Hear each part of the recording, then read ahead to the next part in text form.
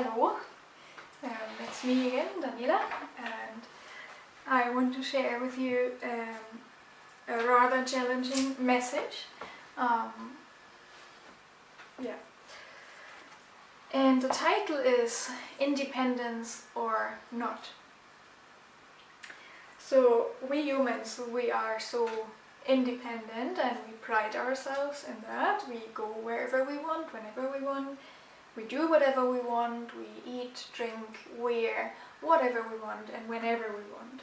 But is that really true? Or what does independence actually mean? Let's just take that apart a bit. If I could go wherever I want and whenever I want, then I should not be depending on transport or finance, but I do need these things. Okay, let's say I just go for a walk. We're surely independent to go for a walk, right? But do I not rely on my feet and on my legs to work and function properly? I need them. Every one of you who ever had an injury on the legs or who is even bound to a wheelchair would know that functioning legs are not guaranteed. And you also know that you do not have control over it. You can influence it, yes, you can strengthen your legs with training and stuff, but ultimately we do not have control over them as such. When I had a broken foot, I had a broken foot. I could not control the foot and say, you walk. It doesn't work. I didn't have control over them. Let's move on. Think about food and drink, clothing, whatever. For all these things, I do rely on the shops to provide this stuff. And I depend on money and income to purchase the things. The shops, they depend on the deliverers to supply them. The suppliers or deliverers, they depend on the producers to produce the stuff. And the stuff they're producing is usually things that grow or live. So they depend on growth and life. And that depends often on the weather and on things that are out of our control, again. So just think about the situation we're in right now with the whole coronavirus chaos, how it seems. And we just see how much we depend on things when the shelves are empty. And we do see how much we depend on people when we are in isolation. Because if we were truly independent, we would not need any people, we would not need company, and yet many of us feel lonely in our lives, and especially now in times of social distancing and self-isolation. So we depend on the shops for food, for essentials, for medication, and we panic about empty shelves. I know of a fact, for example, where people were working in another country and they were stuck there and they have no way of getting back into their home country because transport is not working, everything is locked down, planes are not in the air.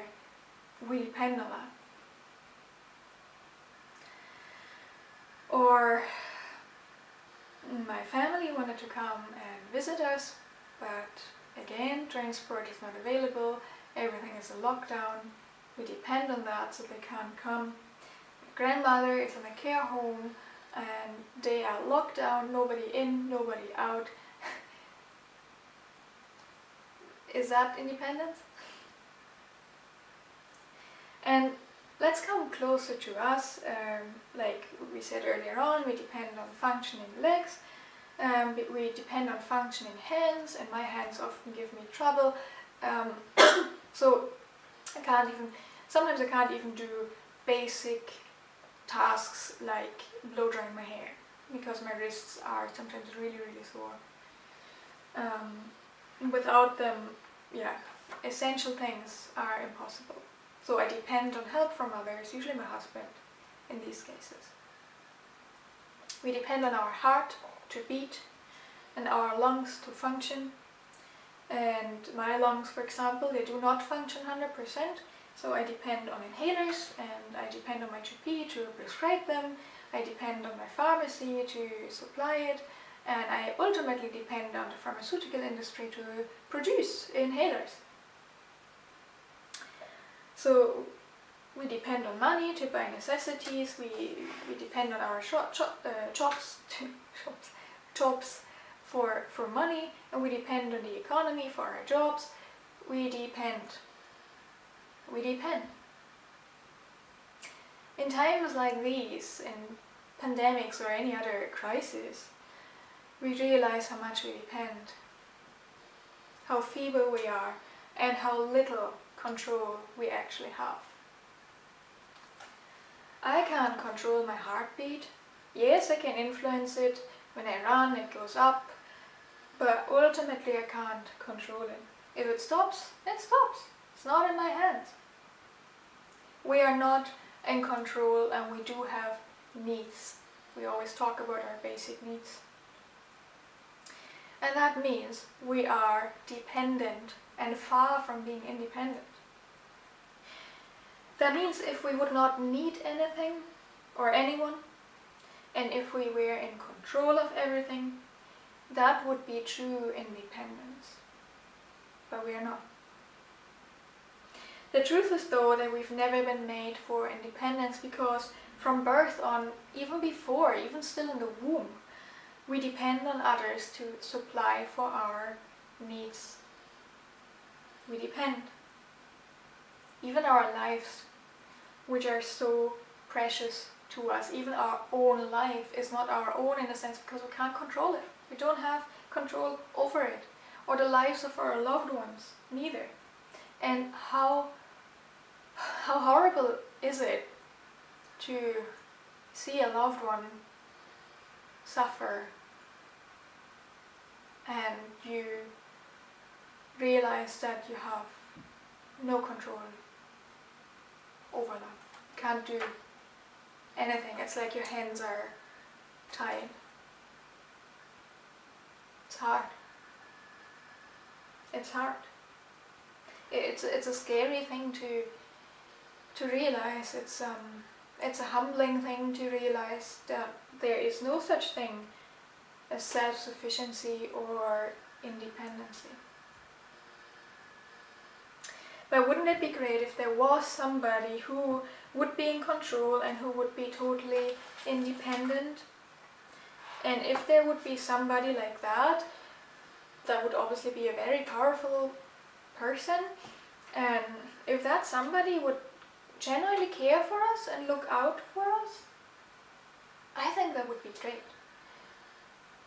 Because we are not in control, but if the one who is in control, if there is someone who is in control, and if that person cares, that would be, well, I mean, but let's be honest, we do not believe that there is somebody, because there would have to be a God, and we believe he doesn't exist. But that means there is no reason to all this suffering. There's no worth to a human life. There's no greater good than anything. There's no purpose to life. That's depressive. That's depressive. But just imagine, just for a moment, just for a tiny moment, just bear with me, that there was a God. Imagine there was a God. A God who cares, a God who controls, a mighty and powerful God. We said produce depends on the weather, our lungs depend on air, etc., and we have no control over these things. But if there is a God who is in control, then he controls these things too. That means every breath, every bite of food is ultimately a blessing and a gift from this God. That means that every human being, every living creature, even like every plant depends on him for air, for nutrition, for water, for our hearts to beat, for our life. This is God holding the strings of our life. I would like to employ a picture that Jonathan Edwards used a few hundred years ago. Have you ever seen those little spiders that, they hang on those threads and they are blown away by air currents in the wind, and they just kind of fly about the place? They're really, really, really tiny. And imagine that there's a campfire and you see one of those little spiders, the wind is kind of blowing it into the fire, and you catch the thread. Have you ever caught a thread? And you're in control now, the spider is dangling down, you are in control of that little spider.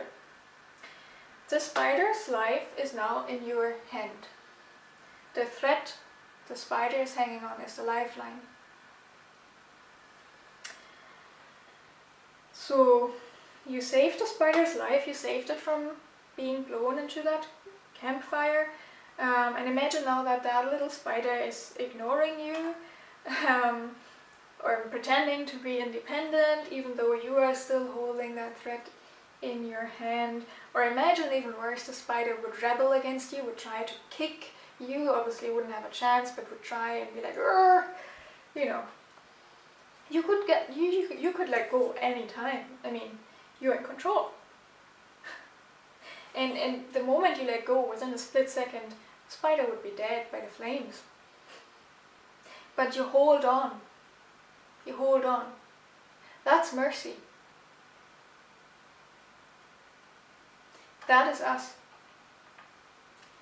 Every breath, each new day, the fact that you woke up this morning is mercy. We depend, yet we ignore, or even worse, we rebel, the one keeping up our life. And he is so patient. How do I know he's patient? You and I are the proof, because we are still alive. That's mercy. Now imagine that little spider would turn to you, would acknowledge you, would be like really sorry for its rebellion, would be grateful that you keep up its life. Imagine it would climb up and try to come closer to you because it really appreciates you. Imagine it would put aside those foolish ideas of trying to be independent, but instead trust you.